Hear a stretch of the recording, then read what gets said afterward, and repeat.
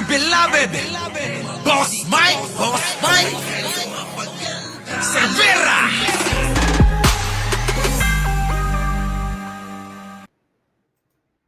Magandang umaga, magandang hapon at magandang gabing muli sa inyong lahat sa mandako ng mundo naroon kayo. Siyempre, magandang buhay na rin para sa ating lahat. At eto na nga, dahil nga dito sa mga pagtutol ng mga ilang mga politiko at ilang mga individual dito sa gagawing pagdinig at pagpapatawag dito kay Pastor Quiboloy sa Senado, talaga naman na naiyahambing sa nakaraan na in-expose din ni Risa. Alam niyo mga kababayan, sa politika, wala tayong permanenteng kaaway, wala tayong permanenteng kakampi. Siyempre, lahat ng ginagawa nila, pagka hindi mabuti, dapat binabatikos. At kapag ka naman maayos at tingin naman natin makakapagpaliwanag sa mga isipin at makakapatulong sa marami nating kababayan, dapat nating pinupuri din. Ganun po dapat. At ito na nga mga kababayan, panoorin niyo po itong mga balita na ito na, marami na ang mga kuda, ang mga ilang individual. Pasok! Ay kapansanan o estudyante para makapanlimos. Kabilang mo yan sa pinagagawa ng Kingdom of Jesus Christ. Ayon sa dalawa nitong dating miyembro, ang isang hindi umabot sa kota, 60 beses umanong pinalo ng mismong leader nito na si Pastor Apollo Quiboloy. Nakatutok si Mau Gonzales. Hindi tayo titigil hanggang may mga Diyos-Diyosan na naghahasik ng lagim sa mga kababaihan at kabataan. Matapos maghain ng resolusyon para imbestigahan ang umano'y pang-aabuso sa loob ng Kingdom of Jesus Christ, iniharap naman ngayon sa isang press conference ang ilang magpapatotoo raw sa alegasyon. Si Arlene na 15 taong gulang nang ma-recruit umano ng Kingdom of Jesus Christ, mula Davao ay dinala sa Maynila para magtinda at mamalimos. Pinapapanggap po kami ng mga PD at bingi at mga fake na student po. Kapag kami po ay hindi po makakota at hindi po mabinta ang aming mga paninda, kami po ay may mga punishment. Isa po sa punishment namin ay pinapalo po kami, pinapa-fasting, pinapahiya po sa harapan ng mga workers. Ako po ay nakaranas mismo ng pamamalo galing kay Quiboloy. It was 60 slashes po. Kalaunan, napasok daw si Arlene sa tinatawag na inner... Ayan na. Mga kababayan, pinagpapanggap na pipe, pinagpapanggap na bingi, pinagpapanggap na mga estudyante. Hindi ba yan ay hindi kalugod-lugod sa ating Panginoon na ang nagpapautos o nagpapagawa ay isang nagpapakilala na sila daw ay lingkod ng Panginoon? Aba, mga kababayan, pag mag-isip-isip tayo, ito may mga tao na talagang handa at nagpapakita ng mukha walang takip. Hindi tulad ng mga iba na mga nagiging witness na takot pa. Pero eto, kita mo ka na nagpapatotoo. At hindi lang iisa, hindi lang dadalawa, marami sila. Baka nga yan madagdagan pa. Kaya mga kababayan, palawakin natin ang isipan natin. Sa mga akalay ginagamit lang ito na propaganda, hindi po. Kung ito yung may mga taong nagpapatotoo na sila ay naabuso, ganon yung nangyayari sa loob ng kanilang organisasyon, dapat talagang imbestigahan to. Kung nangyari ito doon sa unang na-expose nga ni Risa na si Senior Aguila, di ba isa ring nagpapakilala na siya ay sugo ng Panginoon, sugo ng Diyos. Kung sa kanya nagawa ng Senado, bakit ngayon kay Pastor Quiboloy hindi? Bakit? Dahil ba malakas na sinasabi nila? Dahil may mga kaalyado diyan sa Senado tulad ni Robin Padilla at ni Senator Bato? Dahil ba may mga kaalyado at kakilala kailangan excuse siya? Kailangan ay yung ginawa sa mga ibang mga taong inimbestigahan diyan ay hindi dapat i-apply kay Quiboloy. Hindi naman dapat, mukhang hindi naman tama yun, di ba? Kung magkagayon, meron na tayong pinipili, di ba? Namimili na lang tayo ng kung sino yung gusto nating imbestigahan at hindi. Di ba? Para sa ating mga Pilipino, dapat ang batas ay pantay-pantay. Hindi po pwedeng dahil kakilala natin, kaibigan natin, maraming pera at may impluwensya, ay hindi na natin na maiimbestigahan. Hindi na natin iimbestigahan at hindi na natin aalamin kung ano yung totoo. 'Di ba?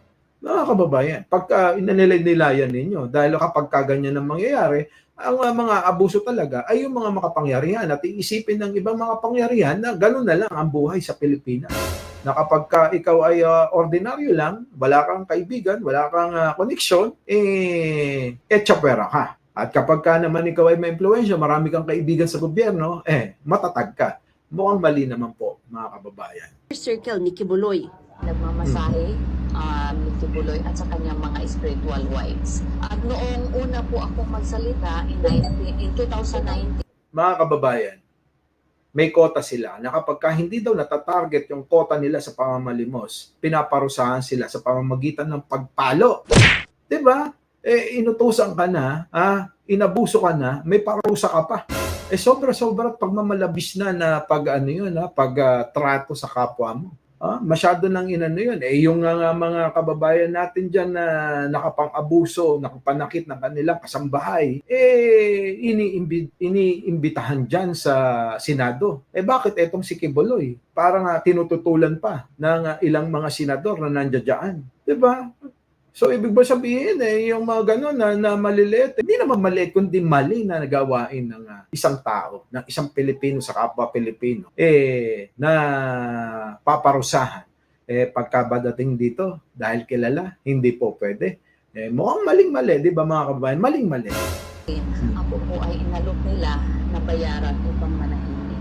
Pero hindi ko po tinanggap ang alok na yon dahil Ang mga nasa tinatawag na innermost Inalok siya inalok siya na bayaran siya para hindi na nga magsalita, manahimik na lang, pero hindi niya tinanggap yung mga alok na yon, mga kababayan. Diba? So makikita nyo na maaaring may prinsipyo yung ale. Yan ay kung sana madinig ng mga tao sa pamamagitan ng pag-iimbestiga diyan sa Senado para naman magkaroon sila ng trabaho diyan, 'di ba? Dapat nga ito yung mga tinututukan ng mga ilang mga senador ngayon diyan. circle, inoobliga pa umanong magbigay ng sexual services kay Kibuloy kahit mga menor de edad.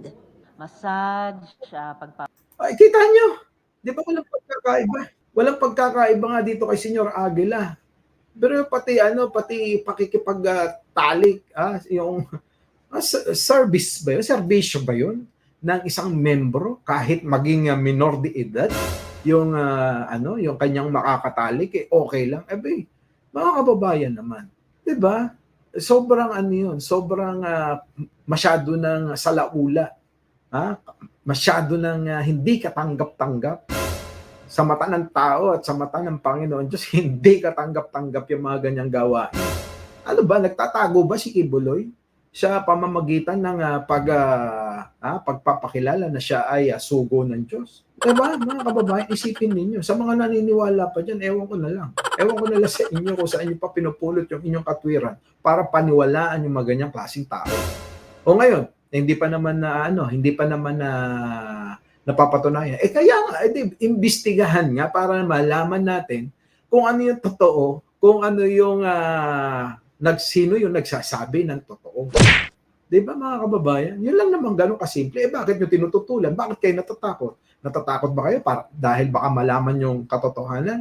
Kung kayo talagang malinis, kung malinis yung inyong mga kaibigan, yung inyong mga kaalyado dyan sa Senado, mga kababayan, huwag kayo matakot. Sige lang, di ba? Hayaan ninyo na maimbestigahan. Huwag na paghahalataan Di ba? Na paghahalataan, mga kababayan. paligo, which are personal enough, paghahanda ng Pati pagkain, pagpapaligo. paglalaban ng kanyang damit. So, kumbaga, households na Paglalaban ng damit, exclusively okay lang. babae, yung innermost at yung inner circle, kinakausap yung magulang. Si alias Jackson, na 15 taong gulang nang ma-recruit kasama ng pamilya, pinapalimos din umano. Ito pa, isa pa to. 10% o 20% po ibalik sa amin.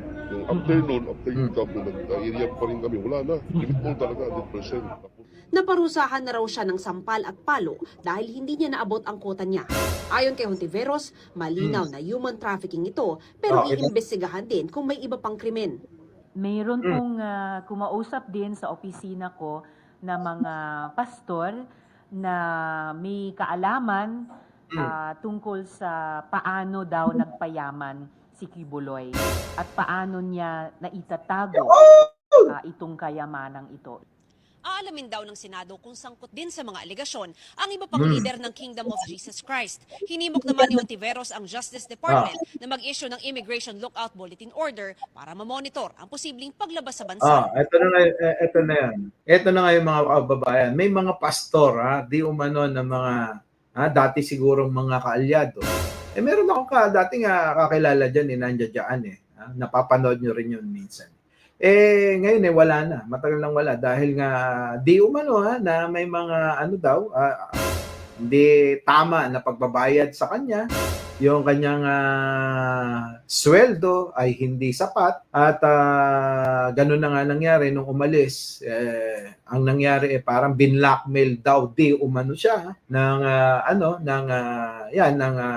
nila Pastor Kibuloy. Ikita nyo yung ganung mga personal yun na nakakilala. At ito na nga, itong isa pa na nagpapakilala na di umano daw ay pag hindi na tatarget nga daw yung quota, makakatingin ka ng sampal.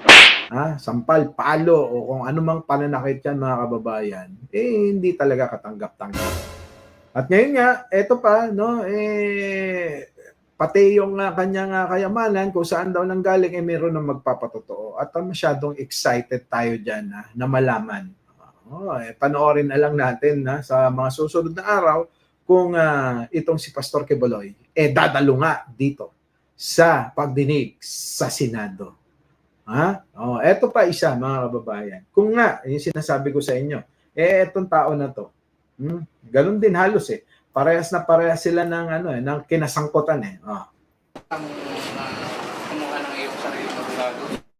Inihain ng NBI-NCR kay J.R. Esquilario at sa siyam na iba pang mga opisyal ng Socorro Bayanihan Services Incorporated ang iba pang mga warrant of arrest mula sa Surigao del Norte RTC Branch 30. Patuloy na natin dyan. Ayan, si Senior Aguila, di ba? Hindi ko na to inabutan bago ko bumalik mag-vlog pero mga kababayan, ano nga ba ang pagkakaiba nila? Halos walang pagkakaiba, mga kababayan. Halos walang pagkakaiba dito nga kay Senior Aguila kung tawagin nila, Yan, 'di ba? Ito. Anong pagkakaiba nila ni Kibuloy? Mga kababayan. Ito ganun din naman, maraming tagasunod. Nakita nyo, maraming mga nagpo-protesta na dapat daw ay hindi galawin, hindi hulihin. Ito na imbitahan sa Senado, mga kababayan. Di ba't ganun din naman yung ginagawa nila na ang mga pag-aari ng kanilang mga membro ay pinagbebenta at yung ibang parte ay napupunta nga dito kay Senior Aguila o sa kanilang organisasyon, di ba? Dahil sa mga di umano'y mga alam niyo yung mga nababalitaan natin na ito'y katapusan na, ito'y magugunaw na ang mundo, mga ganyan di ba? Yan ang halos maririnig nyo sa mga sekta at ibang mga relihiyon na magugunaw na daw ang mundo, di ba? Syempre kung ikaw at mahina-hina ang pangunawa, ibebenta mo yung iyong property, ibebenta mo na lahat. At ikaw sumama na lang sa nagpapakilala na namumuno sa mga ganyang organisasyon. Di ba? O iaalay nyo na yung buong buhay nyo sa kanila para maligtas kayo. Dahil takot nga ang maraming mga Pilipino, tao, na mapunta sila o hindi sila makasama sa tinatawag na paraiso. Yun yung mga kababayan. Ngayon, balik tayo sa ating pinag-uusapan. Kung dito kay Senior Aguila ay nagawa ito at nakita natin, may napatunayan na yung ulitin ko, may nagawa, palakpakan natin. Naipakulong ito na ito nga nang aabuso ng karapatang pantao at ng mga kababaihan natin at ng iba pa, hindi lang kababaihan, kalalakihan at iba pang mga membro nito. At ngayon nga, ipatong-patong ang kaso. Yan ay dahil sa pagpupursige naman dito ni Risa Ontiveros. Pinupuri natin dahil merong naging magandang resulta yung kanyang kahit hindi tayo makarisa. Ngayon mga kababayan. So kung nangyari dito kay Senyor Aguila, hindi ba pwede kay Pastor Kibuloy? Yan na lang po yung aking iiwan tanong sa inyo. Muli, Mike Cervera po, lagi nagsasabi, mahalin natin ang ating kapwa, ipagdasal natin ang ating bansa. Magandang umaga, magandang hapon, at magandang gabi sa amang dako ng mundo naroon kayo. Siyempre, magandang buhay na rin para sa ating lahat. Our beloved Boss Mike